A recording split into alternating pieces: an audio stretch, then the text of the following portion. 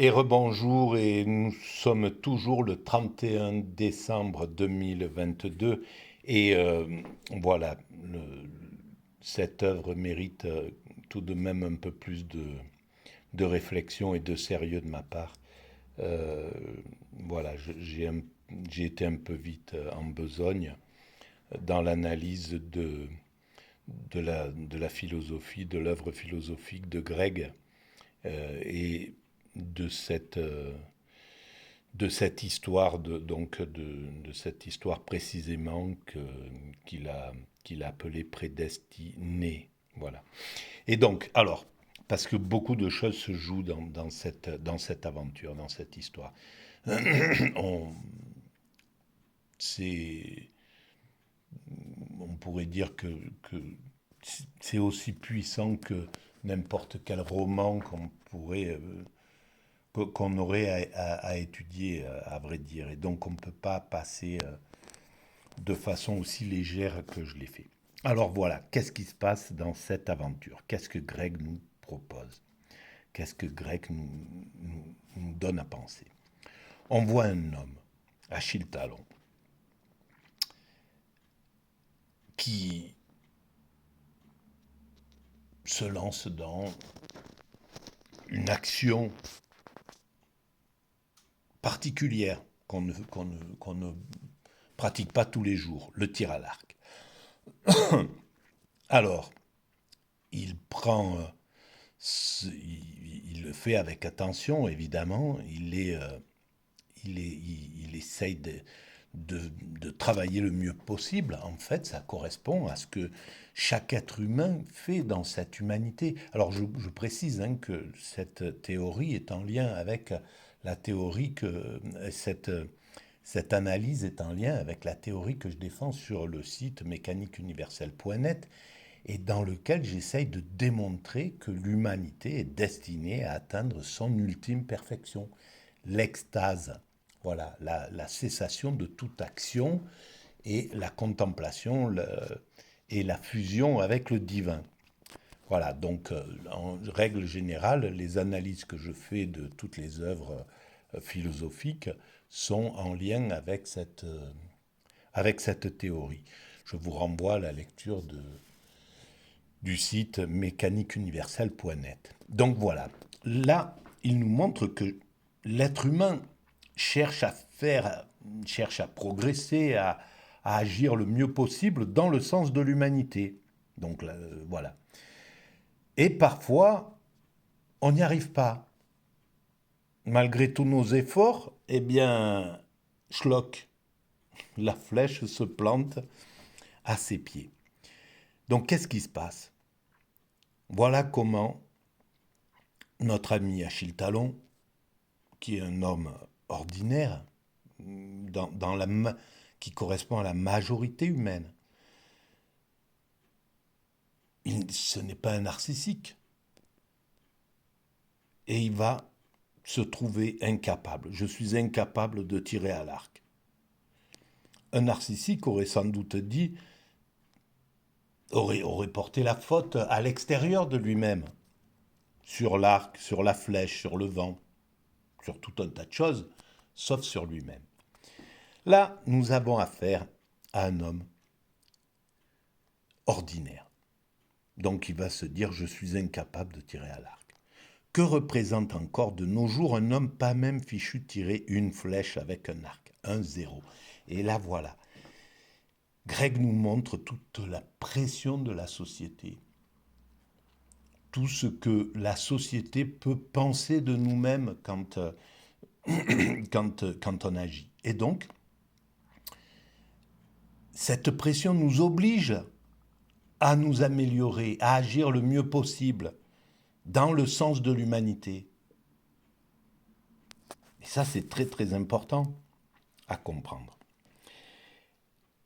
Et voilà que surgit de derrière une haie le voisin, l'autre, autrui, Monsieur le Funeste.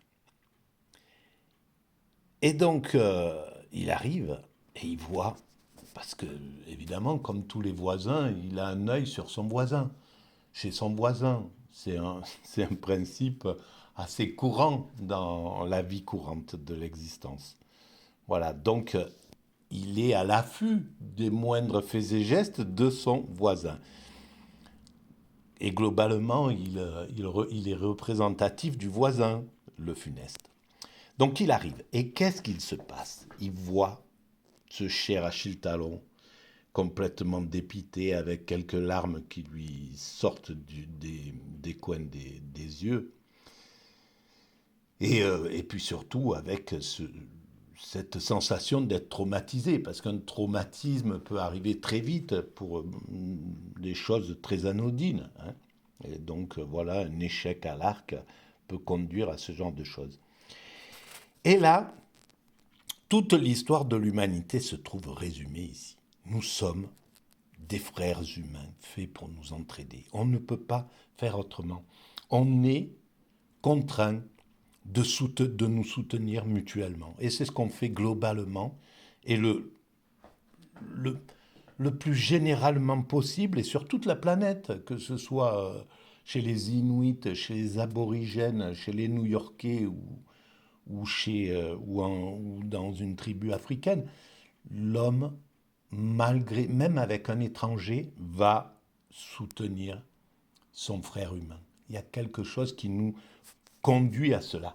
Et là, Greg nous parle de Lévinas, par exemple, pour qui l'autre est en même temps un appel à la responsabilité. On a une responsabilité vis-à-vis de l'autre. Il est quand il va mal ou voilà, on a une responsabilité vis-à-vis de la souffrance de l'autre. Et il nous montre à quel point l'empathie est quelque chose de majeur, d'important. Donc, Greg nous montre même l'évolution de l'histoire de la philosophie. Parce que, selon Hobbes, bien avant, il y a 5 ou 6 siècles, pour Hobbes, l'homme est un loup pour l'homme.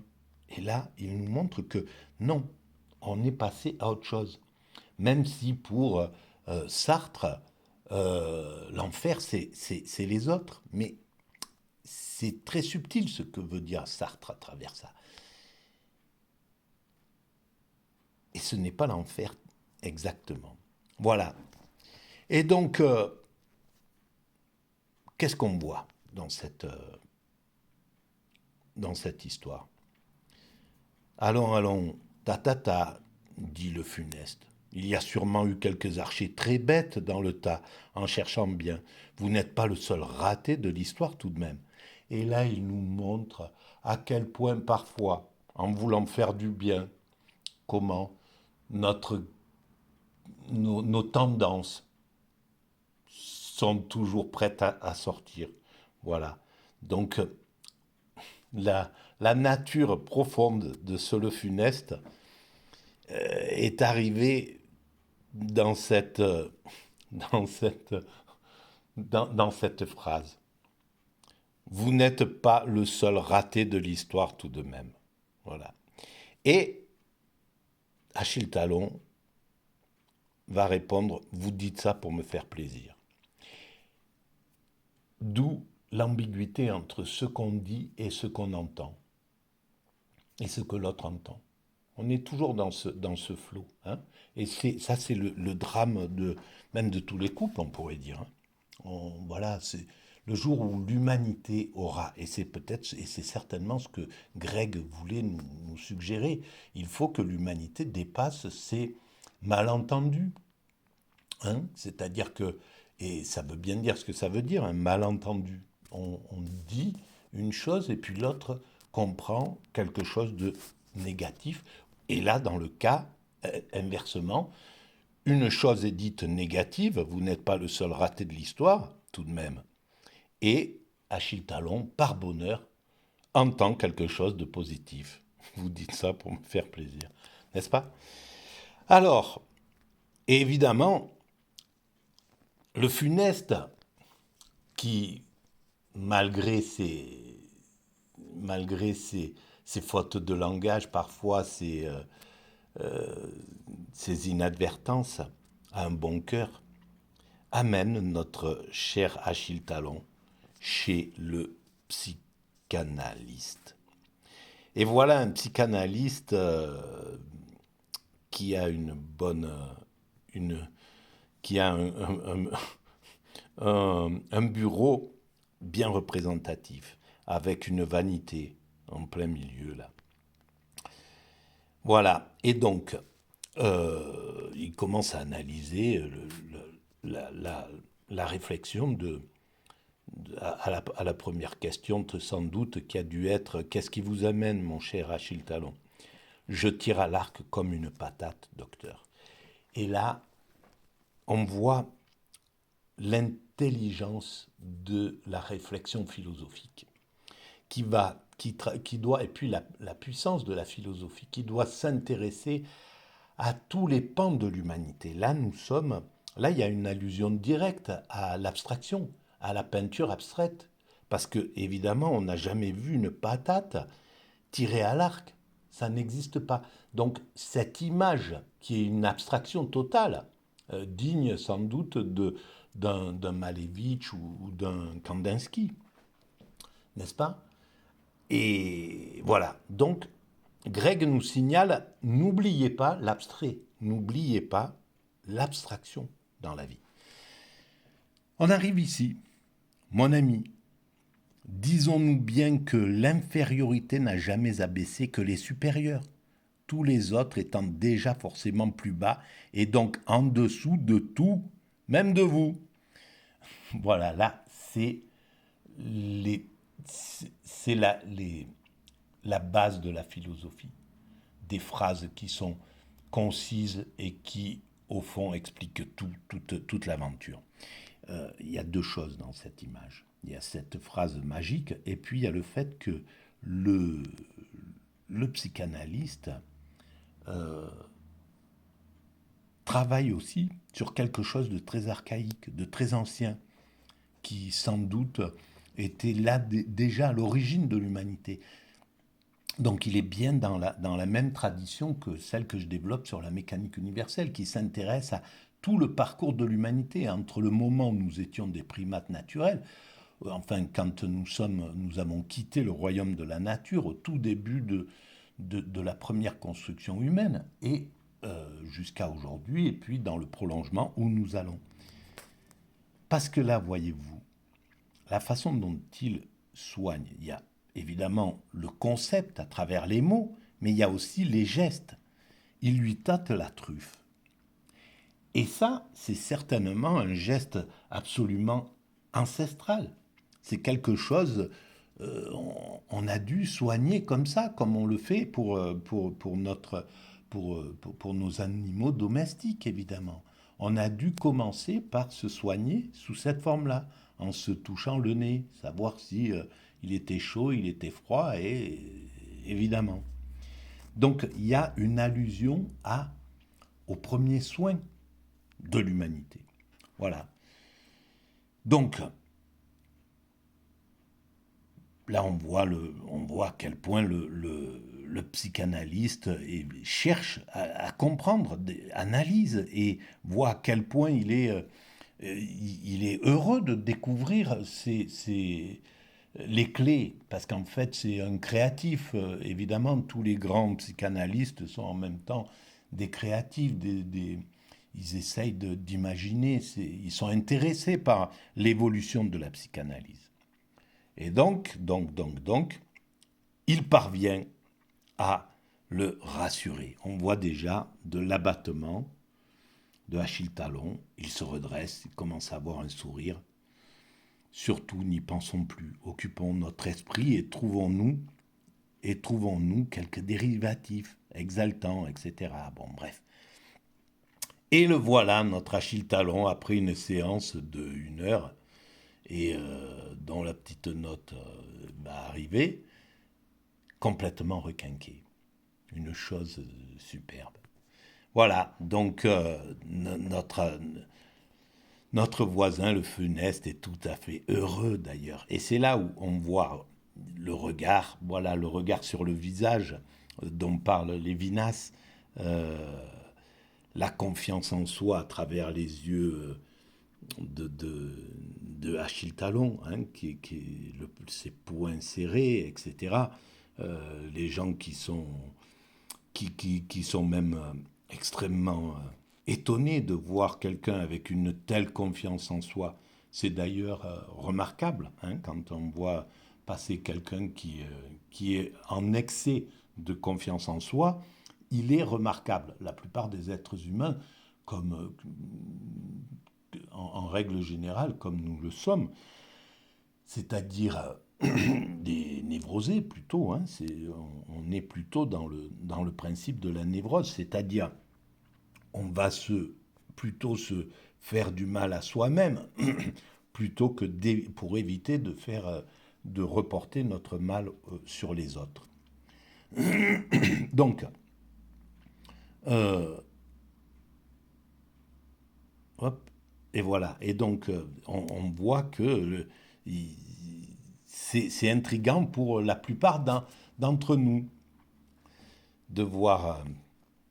Donc, le funeste, heureux d'avoir accompli sa tâche, eh bien, vous voyez, Talon, vous étiez le seul à douter de vous-même. D'ailleurs, tous les amis voudront sûrement vous applaudir la prochaine fois que vous tirerez magistralement à l'arc. Et alors, bien entendu, c'est, c'est, on est non seulement nous sommes des êtres humains sociaux, mais on est, faut le dire, à tendance fêtarde. Donc, plus on est de fous, plus on rit. Et c'est légitime que ce le funeste euh, soit toujours partant pour aller avertir tout le voisinage de ce qui va se passer. Et qu'est-ce qui va se passer? Donc, le funeste va chercher qui irait imaginer sérieusement que vous ne soyez même pas capable de tirer à l'arc, Talon. Soyons sérieux. Je rassemble sur le champ tout le quartier. Il n'y en a pas un qui voudrait rater ça. Confiance, mon vieux, confiance. Voilà. Et évidemment, là, on a l'image formidable de l'humanité. Cette humanité qui, malgré tout, est courageuse, va quand même venir voir la prouesse, etc.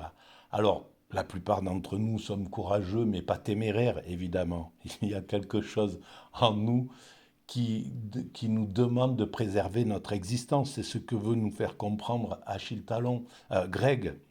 Voilà, on veut bien faire le maximum pour l'autre, mais notre vie est quelque chose que, que, que le divin nous oblige de préserver, évidemment, puisqu'il nous a dotés de cet instinct de survie, de cet instinct de vie. Donc, qui nous demande de lutter contre le danger, contre la mort, contre le danger. Et donc, voilà, on peut venir soutenir ce cher Achille Talon, mais tout en se préservant. Voilà, voilà, voilà notre analyse de cette œuvre, de ce petit roman. Un roman rapide. Voilà, allez, je vous souhaite une bonne journée. À bientôt. Merci.